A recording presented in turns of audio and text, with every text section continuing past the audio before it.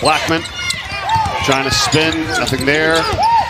Braswell, got it. What a take. But it's a really good job of this Rice team that plays together, and you got to have all guys involved because only at 12 points a game, Broadnax is the leading scorer, and he didn't have any points in that first half, and they were leading by 12. Rice is 1 for 12 from three-point range in this game today. Here's a three on the other end. It's good for Kylan Blackman. Here is Amos with a game-high 15. Over to Lanier. Fade away. No. Graves. Quickly up the court. Graves takes it himself. Runner is good. And this game is tied at 52. That's what I'm talking about. Charlotte taking advantage of transitions. Watch Graves right there in the transition. And that's what I was talking about all day. They want Broadnax to initiate the offense right now. And he does. And he takes it in for the Owls' advantage now. 59 to 58. The reason they like him on the ball because he's strong enough to finish. He's big enough to make the next pass if they come with the double. He's got 8 points and he's playing with 4 fouls. Graves though gets it inside Rosado and he comes right back for 2. It's Graves on the take, up fake, puts it up and in. I would take guys off the foul line and send them underneath the basket. Missed it on purpose. Rebound Amos. Nothing he can do about it, and Charlotte is going to move on. I think he's one of the best freshmen in the country, not just in this league. Bell with the runner doesn't go, and he fights to get it back, and he does. Xavier Bell has it. Second try is good, and the foul. Bell has also done a nice job, coach, of not forcing it there. He gets it taken away, though. And Williams converts for 2 with 13 points, and we really haven't seen him too much here in the second frame. Now they got to get Cortez back in the game. I mean, he's the guy that makes everything go. I mean, and Reed scores up top. Adam McCoya launches it. Knox Skyen for the rebound, basket and a foul. That is huge for South Florida. We talked about rebounding the basketball. We talked about how important offensive rebounding was going to be. Up to Reed. Knox is calling for it. Has it, takes it right in. A double clutch runner is good. Kobe Knox, it's a 5-point game. USF trying to come back and advance to the quarterfinals. The Memphis Tigers await. Reed for 3. That's going to help. Reed's got 17, though, for USF.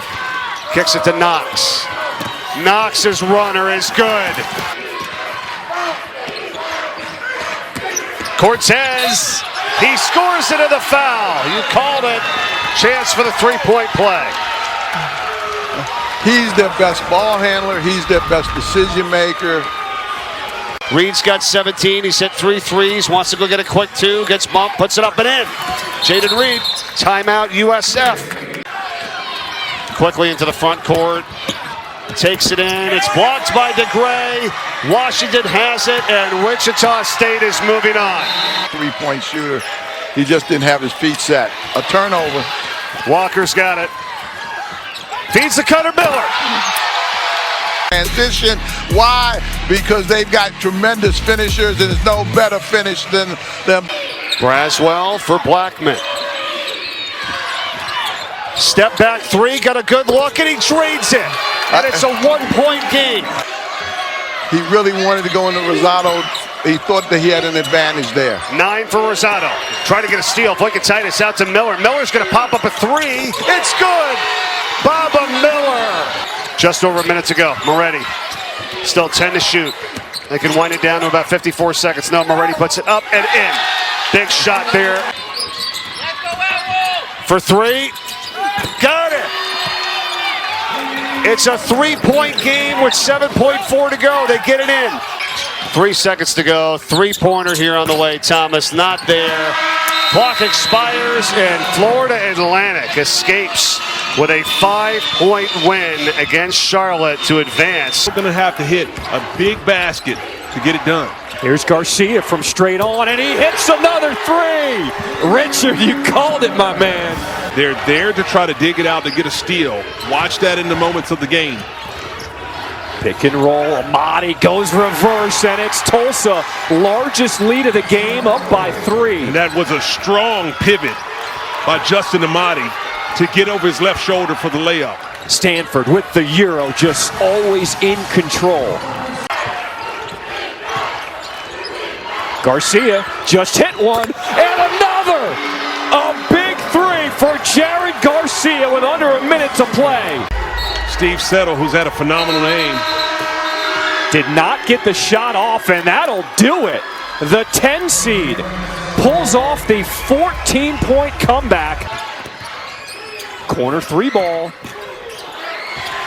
And the 50-50 balls are going to UTSA. Monsanto knocking it down. In that ACC tournament, Texas, a bubble team, they won, stunning Texas A&M in double OT in the SEC, and 4 bubble teams losing. San Diego State, Xavier, Indiana, and Ohio State.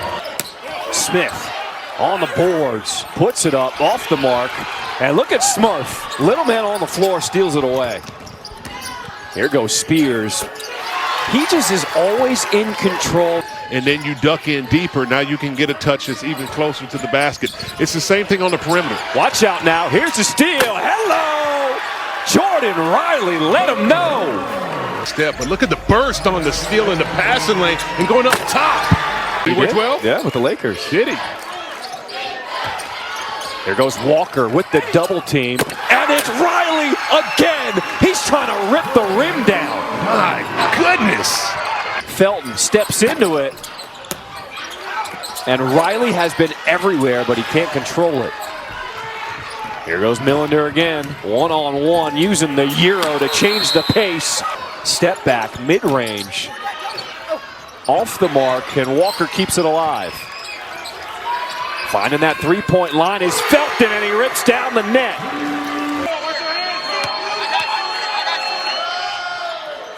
And Cam Hayes knocks them both down. 4-point lead, 12 seconds to play. Millender spinning, turning, gets the bucket with 7.7 seconds left. Excellent decision to take the 2 points. Missed it. Rebound, ECU, and that'll be the ball game. Jay Woodard. From the ball handlers, just hasn't been there. Bell has it ripped away. Tyrese Hunter with the steal. Drop off, reverse, and a finish. For the Shockers, and it's one thing to turn the other team over. It's another thing to capitalize, and that's what these guards have done. The bigs have run the court extremely well. To get it right back to Cortez. Here's Bell, and it's taken away again. Another Memphis steal. Hunter, beautiful bounce, and Haggerty's got a 38-point game. Again, he's not a snowbirder. He just takes off and anticipates. He's on the baseline, number 4 in white, off the screen. Well defended by Bell. Gets by Bell, and the floater goes. This has been Memphis basketball. So the question is, whether you're talking to a fan, an expert, a committee member, a computer, do you value wins or not? Because Memphis wins. Cortez fires a 3. That's off the mark. The follow is good. And it's a 3-point game with 2.1 to play. Now the Shockers truly need See how they don't put anybody in there? That's to keep these guys covered up. Haggerty with the rebound. That will end it. And Memphis survives this incredible effort from Wichita State. Leave them open. Tyler Ringgold on the floor for Tulane. No look pass into the corner from Brumball, and it ends up with a block from Miller on Greg Glenn III. A push. Rare transition opportunity for Florida Atlantic. And a blocking foul. The shot went. They're going to count it. Wow.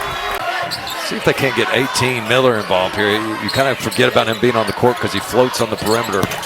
Well, Walker says, I'll take care of it myself. Combined 5 fouls. Already in this second half, a combined 23. Well, we had to catch up because there's 4 games today, and the first one went exceedingly long. So we were moving the schedule along, at least for the first half. Walker off the window. Whoa! Baba Miller goes up and gets it. Well, to my earlier point. And he's got springs. Good drive by Walker here just to get into the paint. And he brings Miller's guy over for that rim protection, and nobody really comes. Jordan swings it. Woods looking inside. Out to the right wing for three. It's short, but a rebound pulled in by Banks after he missed it. Kicks it back out for another opportunity and another offensive rebound. Then they vacate the lane, and Glenn says, thank you very much. Timeout Tulane after the Greg Glenn dunk to give him 19 and tie it at 74. FAU goes zone. Asher Woods has a flair for the dramatic. He had a game winner buzzer beater against Rice last month. Turnaround, fade away, and he banks it in. Asher Woods going to get this thing under control. Pivot, reverse, spin, fade away. Tough two. We'll meet tomorrow in our first semifinal. 3 near the buzzer. The bank won't go, and that is the final. Tulane advances 83-76. Trying to make it to the finals of the American. They're 0-4 all time in AAC semis. Brumbaugh found some space, much to the dismay of Okoji.